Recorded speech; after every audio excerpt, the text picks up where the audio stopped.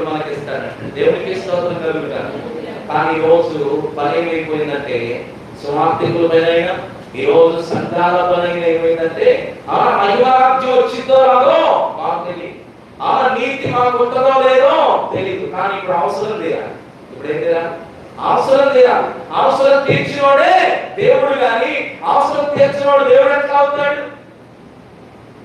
దేవునికి స్తోత్రం. మనం ఎక్కడ ఆలోచిస్తున్నామంటే ఇప్పటికీ ఈ అవసరం తీర్తే రాకుండా ఆలోచిస్తున్నాం. దేవుడు ఎక్కడ ఆలోచిస్తున్నాడో తెలుసా? రాజ్య సువార్తను ఎందుకు ప్రకటించాడో తెలుసా? రాజ్య సువార్తను మొదటిగా ఎందుకు అంగీకరించమన్నాడో తెలుసా? రాజ్య సువార్తను విని దాన్ని గట్టిగా పట్టుకొని గ్రహించే స్థితిలో ఎందుకు ఉండమన్నాడో తెలుసా? మొదట ఆయన రాజ్యాన్ని ఎందుకు వెరగమన్నాడో తెలుసా? నిరంతరం నిలిచేది ఆయన రాజ్యం. దేవునికి స్తోత్రం కలుగుతుంది. దేవుని యొక్క మనం చూస్తాం. పౌలు రాజు మొదటి సూపర్ పౌలు ఉన్నాడా? తర్వాత దేవుని యొక్క మాదీయులు వచ్చారు. దేవుని యొక్క ఇంకా మనం చూస్తే పారసీకులు వచ్చారు. దేవుని యొక్క గ్రీస్ దేశం వచ్చింది, రోమీలు వచ్చారు. అలాగే దేవుని యొక్క కోరేషు రాజులు వచ్చారు. ఇంకా జ్ఞాపకం చేసుకుంటే అనేక మంది రాజులు రాజ్యాలు వచ్చాయి. ఈ రోజు కనుమరుగైపోయాయి. ఈరోజు ఏమైపోయి? కనుమరుగైపోయాయి. దేవునికి స్తోత్రం కలుగుగాక. కాబట్టి ఏ రాజ్యం అప్పుడు మన రాజ్య సువార్తను గురించి మనం ఎందుకు నమ్మాలి, ఎందుకు గ్రహించాలి, ఎందుకు మనం ముందుకు రాజ్య సువార్తను మొదట ఆయన నీతి రాజ్యాన్ని వెతకాలి అంటే దేవుని యొక్క బిడ్డలు ఎందుకో తెలుసా?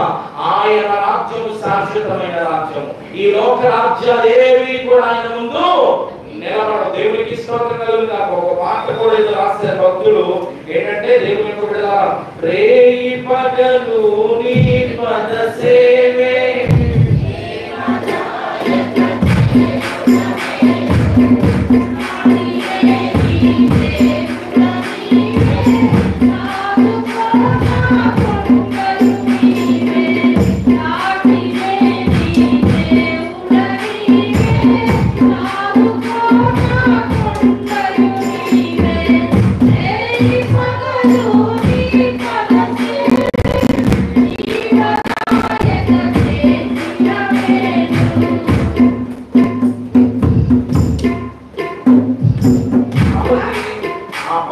దేవుని యొక్క బిడ్డలారా, ఆమె జీవదాయక జీవితానికి ఆదాయం ఏదైనా ఉందంటే రేయి పగలు ఆయన పాదసేవలో ఉండడమే. దేవునికి స్తోత్రం కలుగుగాక.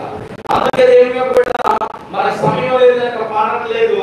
ఆ పాటలో దేవుని యొక్క బిడ్డలు అంటాడు, కనులకైనా గర్వం అణచి గద్దెలు తీర్చి కనులకైనా మేపవా గడ్డి అనేటువంటి మాట వాడు. దేవునికి స్తోత్రం కలుగుగాక.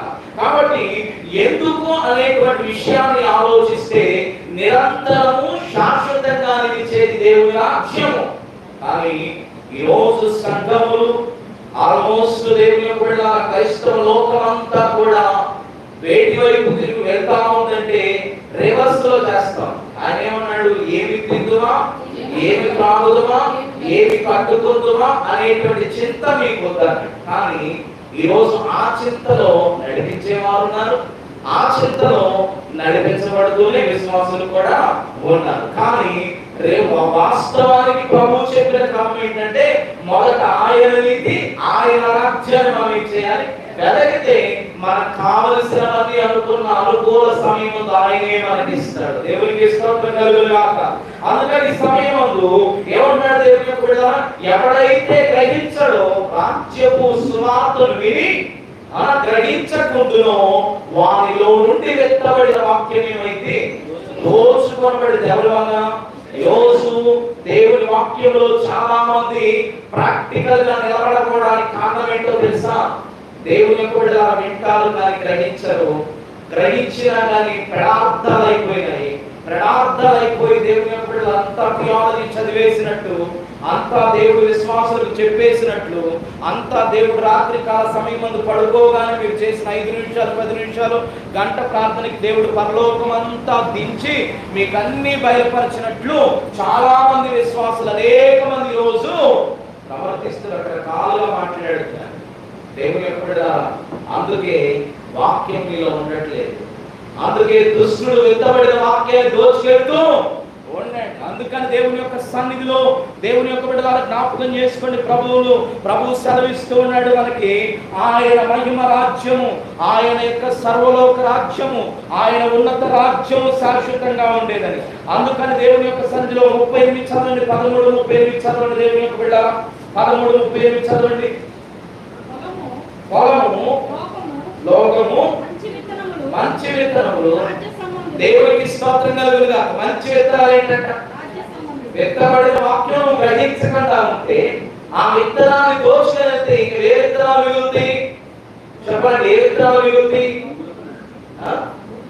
ఒక ఆయన ఉపమానం ఉంది కదా, ఒక ఆయన పంట వేశాడు. ఏ పంట వేశాడు? గోధుమల పంట వేశాడు. గోధుమల పంట వేసినప్పుడు ఏమైంది? వాటితో పాటు పురుగులు. ఇప్పుడు దేవుని రాజ్యం అనే మంచి విత్తనాలు కూడా కొన్ని విత్తబడినటువంటి మాటలు నీ హృదయంలో నువ్వు గ్రహించకుండా ఉంటే దుష్టుడు వాటిని ఏం చేస్తాడు? తీసుకెళ్ళిపోతాడు. అవి దుష్టుడు తీసుకెళ్ళిపోతే ఏమి మిగులుతాయి అంటే, వాడు దుష్టుడు వచ్చినవాడు దేవుని యొక్క విత్తనాలు మాత్రమే తీసుకెళ్ళడు. విత్తనాలు తీసేసి నీవు గురిగించాలంటారు.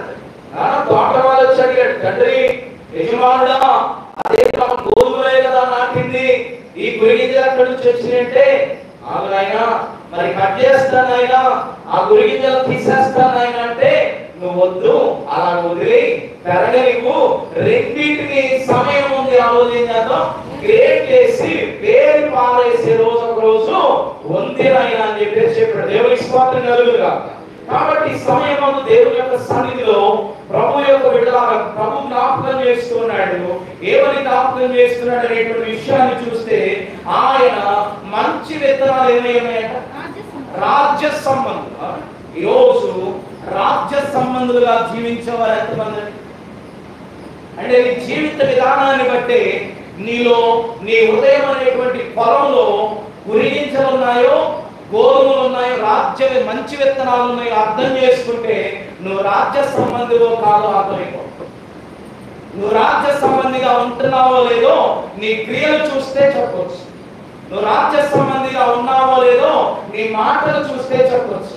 అందుకే ప్రభు అంటున్నాడు, పొలములో విత్తనాలు మంచి విత్తనాలు నాటబడ్డాయి.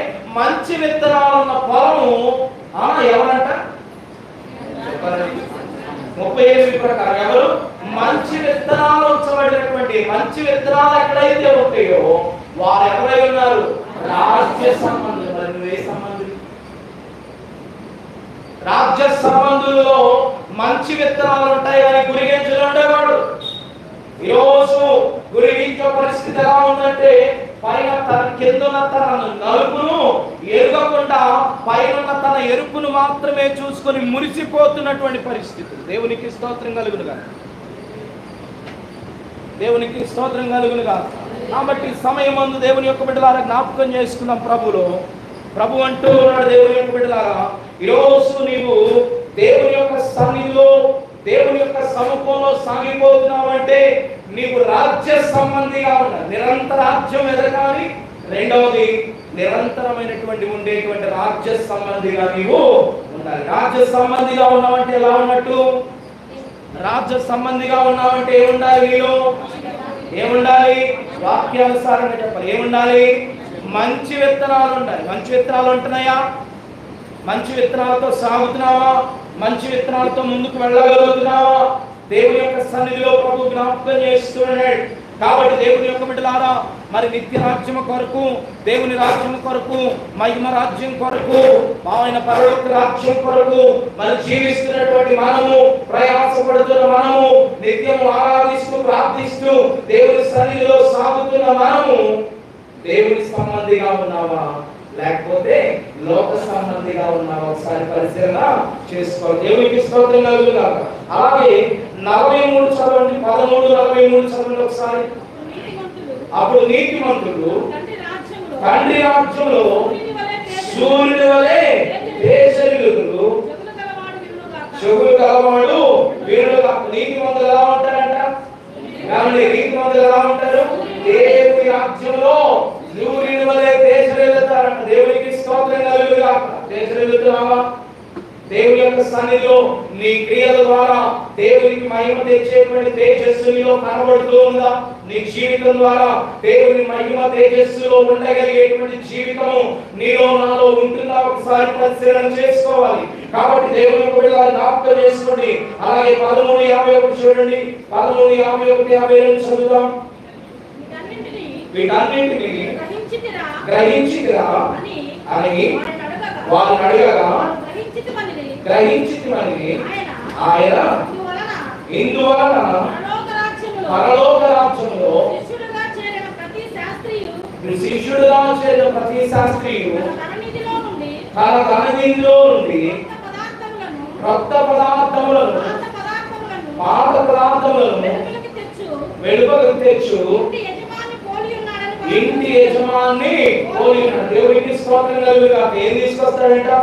ఆ శిష్యులుగా చేరిన వారు దేవుని రాజ్యంలో దేవుని యొక్క విని గ్రహించి అంగీకరించి దేవుని రాజ్యంలో శిష్యులుగా చేరినటువంటి శాస్త్రి అయినా సరే ఏం తీసుకొని వస్తాడు? కొత్త పదార్థాలు, పాత పదార్థాలు. దేవునికి స్తోత్రం కలుగుగాక. అంటే మంచి వాటిని దేవుని యొక్క కలిగి ఉంటాడు, పాత వాటిని తీసేసుకునేటువంటి విషయంలో ఉంటాడు అనేటువంటి విషయాన్ని మనం అర్థం చేసుకోవాలి. కాబట్టి దేవుని యొక్క సన్నిధిలో దేవుని యొక్క ఒకటి ఆయన రాజ్యం నిరంతరము, రెండవది ఆయన రాజ్యము మంచి విత్తనము, ఆయన రాజ్యము శాశ్వతమైనది. అలాగే దేవుని యొక్క ఎవరైతే విని గ్రహించి అంగీకరిస్తారో వారు రాజ్యంలో ఏమవుతారు? ఉండబోతారు. అలాగే వారు దేవుని యొక్క శిష్యులుగా చేర్చబడతారు. శిష్యుడు అంటే అర్థం ఏంటి? శిష్యుడు అంటే అర్థం ఏంటి? వెంబడించేవాడు. దేవునికి స్తోత్రం కలుగుగాక. వెంబడించేవాడు అని అర్థం. కాబట్టి ఈ సమయంలో దేవుని యొక్క ఈ యొక్క 13వ అధ్యాయము అలాగే మత్తయి సువార్తలో ఇంకా అనేక విషయాలు మనం జ్ఞాపకం చేసుకుంటే అవన్నీ కూడా ఏం చెప్తూ ఉన్నాయంటే దేవుని యొక్క రాజ్యపు విలువలను, దేవుని రాజ్య సువార్తను, దేవుని మహిమ రాజ్యము తెలియజేస్తాము. దేవునికి స్తోత్రం కలుగుగాక. ఈ సమయం ముందు అయితే ఇప్పుడు ఉపమానాల్లోకి వద్దాం. ఉపమానాల్లో మనం జ్ఞాపకం చేసుకున్నట్లయితే ఉపమానాల్లో మొదటిగా మనం చూస్తే ఆవగింజ ఉపమానాన్ని జ్ఞాపకం చేసుకున్నాం. అంటే నేను టైం లేదు కనుక రెఫరెన్స్ చూపించట్లేదు. దేవుని బిడ్డలారా మనందరికీ తెలిసినటువంటి ఉపమానాలే. కాబట్టి రాజ్యం గురించి చెప్పబడుతున్న మరొక విషయం ఏంటంటే ఆవగింజ గురించి మాట్లాడుతారు. పరలోక రాజ్యము ఏ రీతిగా ఉన్నది అనేటువంటి విషయాన్ని జ్ఞాపకం చేసుకుంటే పరలోక రాజ్యము ఆవగింజను పోలి ఉంటుంది. ఎలా ఆవగింజను పోలి ఉందంటే దాని అర్థం ఏంటి అంటే దేవుని యొక్క బిడ్డలారా ఆవగింజ చిన్నది, అది భూమిలో నాటబడి అలాగే అది పెద్ద చెట్టుగా మారుతుంది. దానిపైన పక్షులు ఏం కట్టుకుంటాయి? నివాసములు, గూళ్ళు కట్టుకుంటాయి అనేటువంటి అంశాన్ని ఆ ఆవగింజ ఉపమానంలో మనం చూస్తాం. అంటే పరలోక రాజ్యం ఎలా ఉందంటే ప్రస్తుతానికి చాలా చిన్నదిగా ఉంది. ఎలా ఉంది? చాలా చిన్నదిగా ఉంది. ఆ చిన్నదిగా ఉన్న పరలోక రాజ్యము చివరికి ఎలా మార్చబడుతుందంటే చాలా పెద్దదిగా మార్చబడుతుంది. అంటే పక్షులు సైతము గూళ్ళు పెట్టుకునే స్థానానికి. కానీ ఈరోజు ఈ వాక్యమును మనం చదువుతాము. ఆవగింజంత విశ్వాసం ఉంటే చాలు ఈ సముద్రంలో ఆ పంట వెళ్ళి పడమంటే పడుతుందని అనేక సార్లు ఏం చేస్తూ ఉంటాం? ధ్యానిస్తూ ఉంటాం. కానీ దేవుని యొక్క సన్నిధిలో అదే ఆవగింజలాగా పరలోక రాజ్యం ఉంది. ఆ ఆవగింజ పరలోక రాజ్యంలాగా ఉండగా అది పెద్దదైపోద్ది. ఆ పెద్ద రాజ్యంలోకి మనం వెళ్ళబోతున్నాం అనేటువంటి విషయాన్ని గ్రహించేటువంటి పరిస్థితులు ఈరోజు విశ్వాసంలో లేదు. దేవునికి స్తోత్రం కలుగుగా. కాబట్టి దేవుని యొక్క బిడ్డ మనం జ్ఞాపకం చేసుకున్నట్లయితే ప్రభు సెలవిస్తున్నాడు. ఇప్పుడు అంటే మనుషులకు అంటే మనకు కనబడేదే మనం ఎక్కువ నమ్ముతాం. ఇప్పుడు విస్తారమైన రాజ్యంగా ఉంది. ఏ రాజ్యం? లోకాధికారి యొక్క రాజ్యము. ఇహలోక రాజ్యాలన్నీ కూడా ఎలా ఉన్నాయి? విస్తారంగా ఉన్నాయి. ఈ విస్తారంగా ఉన్నటువంటి ఈ రాజ్యాలన్నింటినీ మనం చూసి ఎప్పుడో అది దేవుని రాజ్యం అసలు ఉందో కూడా అసలు భూమి మీద దేవుని రాజ్యం ఉందని ఎంతమంది నమ్ముతారు? భూమి మీద దేవుని రాజ్యం ఉందంటారా? ఉందంటారా? ఇందాక ఆ చిన్నపిల్లోడి స్టోరీ, ఆ చిన్నపిల్లోడి విషయాన్ని కూడా నమ్మలేని పరిస్థితిలో ఇవే విశ్వాసంతో ఉన్నటువంటి పరిస్థితి. భూమి మీద దేవుని రాజ్యం ఉందంటారా? దేవునికి ఇష్టం. భూమి మీద దేవుని రాజ్యం ఉందంటారా? చెప్పాలి. కాన్సెప్ట్ అన్వయానికలో చేసిన కూడా అనుకోవాలి. దేవునికి స్తోత్రం కలుగుగాక. హల్లెలూయా. అన్వయానికలో పెద్ద చర్చ అమెరికా దేశం, అందరూ క్రైస్తవులే. అలా పిల్లోడు చెప్పిన సాక్ష్యం చాలా కాలం చేయలేదు. ఇప్పుడు దేవుని భూమి మీద పరలోక రాజ్యం ఉండాలినా? ఉందా? చెప్పండి. డౌట్గా చెప్తారు. ఉందంటారా? ఎంతమంది ఉందంటారా? లేదంటారా? పూర్తి పైకి ఎత్తారు బాగా. చాలా మంది డౌట్ పడతారు. దేవునికి ఇస్తాం. హల్లెలూయా. మా మిగిలిన వాళ్ళు ఎత్తలేదని అర్థం కాలేదు నాకు. కొంతమంది ఎత్తారు. పరలోకాన్ని అసలు ఉందో లేదో కూడా తెలియదా? దేవునికి స్తోత్రం కలుగుగాక. హల్లెలూయా. మళ్ళా బాప్తిసం తీసుకోవాలి. దేవునికి స్తోత్రం కలుగుగాక. హల్లెలూయా. నిజమంటే ఈ రోజుల్లో పరిస్థితి జ్ఞాపకం చేసుకున్నట్లయితే బయట నుండి బాప్తిసం అవసరం కాదు, కానీ లోపల నుండి మళ్ళా బాప్తిసం అవసరం. అందుకే పౌలు గారు మళ్ళా బాప్తిసం ఇచ్చాడు. ఎవరికి? యోహాను శిష్యుడు. అవునా? కాబట్టి ఈ రోజు దేవుని యొక్క చాలా చేతులలో నీ హృదయంలో ఎవరైతే యేసు ప్రభువుని తమ సొంత రక్షకుడిని అంగీకరిస్తారో వారందరి హృదయాల్లో దేవుని రాజ్యం. చెప్పండి. ప్రభు నామమున అందరి హృదయాల్లో ఉంది ప్రభు రాజ్యం ఉంది. డౌట్ పడద్దు. ఎలా ఉన్నది? ఒక్కొక్క హృదయంలో చిన్నగా ఉంది, కానీ రేపు ప్రభు మహిమతో కూడా వచ్చినప్పుడు ఎలా ఉంటుందో తెలుసా? ఆ రాజ్యం తప్పితే ఇంకోటి. దేవునికి స్తోత్రం కలుగుగా. అందుకని డౌట్ వద్దు. భూమి మీద చాలా మంది పరలోకం చూపించరా అంటారు. పరలోకం నా హృదయంలో ఉన్నది. వాడి ఎదురు ప్రశ్న, నీ హృదయం ఉన్నది నీకు తెలుసా? నీ మనస్సాక్షి నీకు తెలుసా? ఒక ప్రొఫెసర్ చిన్న బిడ్డ సౌత్ ఆఫ్రికాలో నడుచుకుంటా వెళ్తుంటే దేవుని యొక్క బిడ్డలారా, ఆ ప్రొఫెసర్ ఏది మీరు దేవుని ఆరాధిస్తున్నారు అని ఆ చిన్న బిడ్డ ఆ పక్క ఎవరో ఉండి దేవుని పాటలు పాడుతూ ఉంటే ఫూలిష్ అని చెప్పేసారు. ఏంటి అంటే ఆ ఫూలిష్ అని ఎందుకు అన్నారు అంటే, మీకు సెన్స్ లేదా? దేవుడు ఎక్కడ ఉన్నాడు, దేవుడు ఎలా ఉన్నాడు, అసలు దేవుడే కనిపించదు, దేవుడే లేడు, అలాంటి లేని దేవుడిని మీరు ఆరాధిస్తారని చెప్పేసి అన్నాడంట ఆ ప్రొఫెసర్. అలాగే మరి ఇది ఎలా చెప్తున్నావు ప్రొఫెసర్ అని అడిగినట్టు ఆ చిన్నపిల్ల. అనగానే ఆ చిన్నపిల్ల అన్నాడు, దేవుని యొక్క బిడ్డలారా, ఆ చిన్నపిల్లకి ఆన్సర్ ఇస్తే అన్నాడంట, దేవుడు ఆయన ఒక మాట అన్నాడంట, నాకు ఇట్ ఈస్ కామన్ సెన్స్ అన్నాడు. ఏమన్నాడు? కామన్ సెన్స్ అంటే సర్వసాధారణంగా అందరికి ఉండే కామన్ సెన్స్. దాన్ని బట్టి కామన్ సెన్స్ లో మనం చెప్పొచ్చు ఏమని? దేవుడు లేడని చెప్పొచ్చమ్మా అంటే, సరే నేను నా దేవుని అయితే చూపించలేదు, కానీ నీ కామన్ సెన్స్ ఉందంటున్నావు కదా, నీ కామన్ సెన్స్ నాకు చూపించాను. ఏమండి? నీ కామన్ సెన్స్ నాకు ఒకసారి చూపిస్తావా అన్నట్టు అనేసరికి, నువ్వు ఎలాగైతే నీ కామన్ సెన్స్ చూపించలేమో, కామన్ సెన్స్ అని ఉందని నమ్ముతున్నావో, అలాగే నా దేవుడు కూడా అని చిన్న బిడ్డ అంత పెద్ద ప్రశ్న చెప్తున్నారు. దేవునికి స్తోత్రం కలుగుగాక. దేవునికి స్తోత్రం కలుగుగాక. కాబట్టి సమయమందు ఆవగింజంతలాగా కనబడుతుంది ఎవరాజ్యం? దేవుని రాజ్యం. కానీ అది గొప్ప విస్తారం, అది మహా గొప్ప రాజ్యం, అది శాశ్వతంగా నిలిచే రాజ్యం. అది ఆ ఏడుపులు, దుఃఖములు, ఆకలి దప్పులు, ఎలాంటి రొస్టులు, రోగాలు లేనటువంటి గొప్ప రాజ్యం. అప్పుడు దేవుని యొక్క సన్నిధిలో, దేవుని యొక్క ఉపమానంలో ఈ 18 ఉపమానాలు కూడా ఏం చెప్తున్నాయంటే, దేవుని యొక్క ఆవగింజ ఉపమానం చెప్తా ఉంది.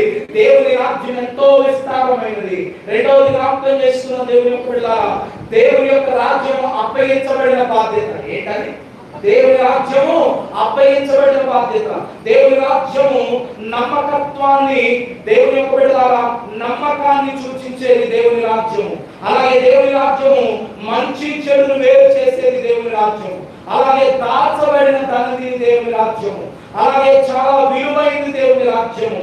అలాగే సమకూర్చేదిగా ఉన్నది.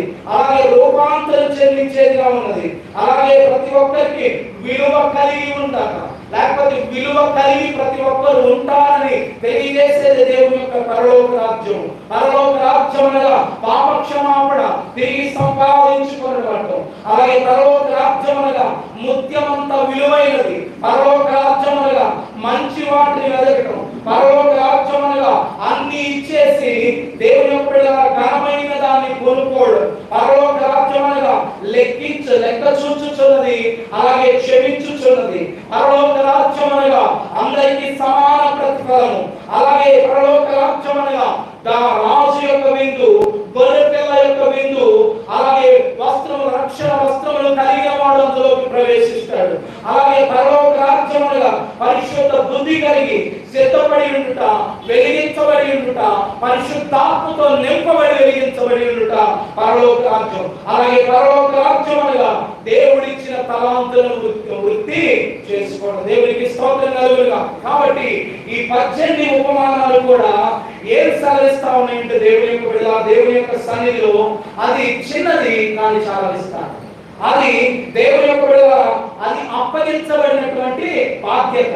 అలాగే అది దేవుని యొక్క సన్నిధిలో నమ్మకత్వంతో కూడింది. నమ్మకం లేకపోతే దేవుని రాజ్యం పొందడం అసాధ్యం. అలాగే బాధ్యతలు సరిగా నిర్వర్తించకపోతే పరలోక రాజ్యం చేరడం అసాధ్యం. అలాగే మంచిని చెడును నీ జీవితంలో వేరు చేయకపోతే పరలోక రాజ్యం పొందడం అసాధ్యం. అలాగే పరలోక రాజ్యం అనేది దాచబడిన కారణం ఏంటంటే బ్యాంకులో ఏం చేస్తాం, దాచుకుంటాం కదా. అలా ఆ పరలో మనం బ్యాంకులో దాచుకున్నటువంటి ధనం ఎంత గొప్పది అనుకుంటామో, ఆ ధనం ఎంత గొప్పది అనుకుంటామో అంతకంటే గొప్పది పరలోక రాజ్యం. దేవునికి స్తోత్రం కలుగునుగాక. అలాగే పరలోక రాజ్యం చాలా విలువైనది. ఏంటండి? చాలా విలువైనది. ఎందుకంటే ఈ లోక రాజ్యాలుగా నశించిపోయేది. అలాగే పరలోక రాజ్యము దేవుని యొక్క సమకూర్చేదిగా ఉంది. ఏం చేస్తాం? సమకూర్చేది అంటే ఎలా సమకూరుస్తుందంటే వల వేయబడింది. వల వేసినప్పుడు చేపలన్నింటినీ చేస్తాయి ఒక చోటకి.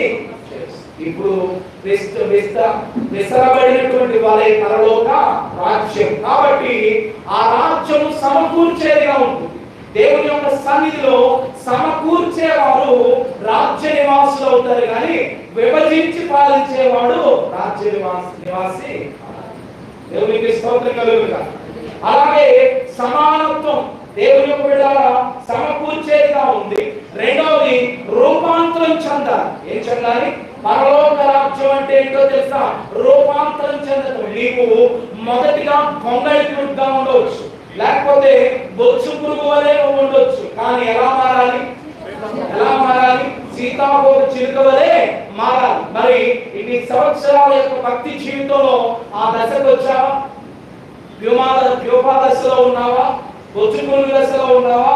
సీతాకోక చిలుక ఏ దశలో ఉన్నావా? రూపాంతరం చెందాలి. దేవుని యొక్క సన్నిధిలో ఆ రోజు నడిపించినావా బాడా, ఈ రోజు అదే నడిపించినావా అనే దగ్గరే ఉన్నావు అనుకో, ఇంకా ఎవరు రాజ్య నివాసి. అలా దేవుని యొక్క బిడ్డలారా, అప్పుడు మా వాడు ఎంత చేశారండి? 2010లో మేము రైస్ తిన్నాము, 2025లో కూడా అదే రైస్ తిన్నామంటే ఇప్పుడు పండట్లేదు. రూపాంతరం చెందాలి. దేవుని రాజ్యం కొరకు, దేవుని మహిమ కొరకు, దేవుని పని కొరకు, దేవుని నిత్య నివాసములో ఉండుట కొరకు నువ్వే చెందాలి. ఎలా రూపాంతరం చెందాలి? నా పెద్ద రాజ్యం రాబోతుంది, నా పెద్ద అప్పగించబడిన నా బాధ్యతను నేను నిర్వర్తిస్తూ, మంచి చెడును వేరు చేస్తూ, మంచిగా జీవిస్తూ, నమ్మకత్వం కలిగి దాచబడిన తననిధి కొరకు కనుగొన్నట్లుగా నేను దేవుని యొక్క సన్నిధిలో చాలా విలువైనటువంటి రాజ్యానికి వెళ్ళబోతున్నానని రూపాంతరం చెందే విధంగా ఉండాలి. రూపాంతరం చెందుతున్నావా? అలాగే ఉన్నావా? కొన్ని సంవత్సరాల నుంచి ఆరాధిస్తూ, దేవుని నామాన్ని మహిమపరుస్తూ, దేవుని సన్నిధికి కానుకలిస్తూ, దేవుని సన్నిధిలో విశ్వాసిగా జీవిస్తూ, ఇంకా పాత పద్ధతిలోనే, ఇంకా పాత జీవితంలోనే ఉన్నావా? కాబట్టి అలాంటి జ్ఞానం దేవునికి స్తోత్రం. కాబట్టి ఒకసారి పరిశీలన చేసుకుని రూపాంతరం చెందాలి. అలాగే మా పరలోక రాజ్యం పాప క్షమాపణ తిరిగి సంపాదించుకోవడం పోలిందా? పాప క్షమాపణ పొందావా? అలాగే తిరిగి మరలా నీవు పోగొట్టుకున్నటువంటి దేవుని రాజ్యపు జీవితాన్ని సంపాదించుకోగలుగుతున్నావా? అలాగే ముత్యం కంటే విలువైనది ఎవరి? దేవుని యొక్క రాజ్యం. మరి దాని కొరకు నువ్వు వెళ్ళగలుగుతున్నావా? కాబట్టి ఇవన్నీ కూడా జ్ఞాపకం చేసుకున్నట్లయితే దేవుని రాజ్యం గురించి తెలియజేస్తాం. అయితే ఇంటి గొప్ప దేవుని రాజ్యము ఎలా ఉంటుందో ఒకసారి చూద్దాం. ప్రకటన గ్రంథము 21వ అధ్యాయము 22 నుంచి చదువుదామా? ప్రకటన గ్రంథము 22 నుంచి 21వ అధ్యాయం 22. దానిలో ఏ దేవాలయం నాకు కనబడలేదు. సర్వాధికారి అయిన దేవునికి స్తోత్రం కలుగుగాక. యోసు దేవుని యొక్క బిడ్డలారా, పరలోక రాజ్యం ఎలా ఉందంట? ఏమండి పరలోక రాజ్యం? ఆ ఫ్రేజ్ దగ్గర అందరూ ఏంటంట? పరలోక రాజ్యము అలా చూడండి. అంతటా నేను దేవుని యొక్క బిడ్డలారా ఏమన్నాడు? మొదటి వచనాన్ని చూడండి. అంతటా నేను క్రొత్త ఆకాశము క్రొత్త భూమిని చూచితిని. మొదటి ఆకాశం మొదటి భూమి గతించిపోయిను, సముద్రం ఇంకా లేదు. అలాగే దేవుని యొక్క బిడ్డలారా, నూతన పట్టణమైన నూతన యెరూషలేము అను పరిశుద్ధ పట్టణము తన భక్తులకు అలంకరింపబడిన పెండ్లి కుమార్తె వలె సిద్ధపడి పరలోకమందున దేవుని యొద్ద నుండి దిగి వచ్చుట నేను చూచితిని. దేవునికి స్తోత్రం. ఇప్పుడు 22 ఏమన్నాడు? దానిలో నూతన యెరూషలేము పట్టణం ఒకటి దిగి వస్తా ఉంది, కానీ దేవాలయం ఏమి? దేవునికి స్తోత్రం. అదేంటండి సంఘము? మనమే దేవుని ఆలయం కదా. మనం ఇంత మంచి దేవాలయాన్ని కట్టుకున్నాం కదా, ఎంతమంది ఆరాధిస్తున్నాం కదా. కానీ దేవుడు ఏమంటున్నాడు? పరలోకంలో ఏమి లేదంట, దేవాలయం ఏమి లేదా. దేవునికి స్తోత్రం కలుగుగాక. దేవుని యొక్క బిడ్డలారా, అందుకే జీవితాలు శరీరం ఆలయాలు కట్టబడాలి, అనే హృదయం ఆలయాలు కట్టబడాలి తప్ప ఈ యొక్క మందిర ఈరోజు దేవుని పేరిట అనేక మంది విశ్వాసులు, అనేక మంది సేవకులు రకరకాలుగా దేవుని యొక్క ఆలయాన్ని, సంఘాన్ని అడ్డం పెట్టుకొని, అంటే ఈ యొక్క గుడి గోపురాలను అడ్డం పెట్టుకొని రకరకాలైనటువంటి మోసములు చేస్తూ ఉన్నారు. దేవుని యొక్క తోటను వారి స్వార్థముల కొరకు వాడుచూ ఉన్నారు. కానీ అక్కడ ఏం లేదంట, దేవాలయము లేదు. అంటే దేవాలయము లేదు అంటే దాని అర్థము ఇక్కడ నీవు ఆరాధిస్తున్న ఈ దేవాలయం కూడా శాశ్వతము. అప్పుడు ఏ దేవాలయం శాశ్వతం అంటే దేవుని యొక్క మనకి పౌలు చెప్పినట్లు నీ దేహం అనే దేవుని ఆలయము, నీ హృదయం అనే దేవుని యొక్క ఆలయము. ఈ రెండు సిద్ధపరచబడాలి. అంటే చాలా మంది మేము మందిరంలోకి వెళ్ళి సిద్ధపడుతున్నాం అంటున్నారు. మొదటి సిద్ధపాటు ఎక్కడ జరగాలి తెలుసా? నీ శరీరము నీ హృదయంలో జరగాలి. మేము మందిరానికి రెగ్యులర్ గా మేము మందిరంలో సిద్ధపడుతున్నామండి, మేము ప్రతి చోట ప్రార్థన పెడతామండి అంటారు. అక్కడే నాకు సిద్ధపాటు. ఎక్కడ నీ హృదయంలో సిద్ధపాటు, నీ దేహంలో సిద్ధపాటు జరగాలి.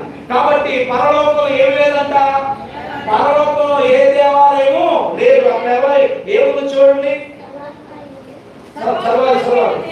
సర్వాధికారి దేవుడు ప్రభువును గొర్రె పిల్లడానికి దేవాలయం.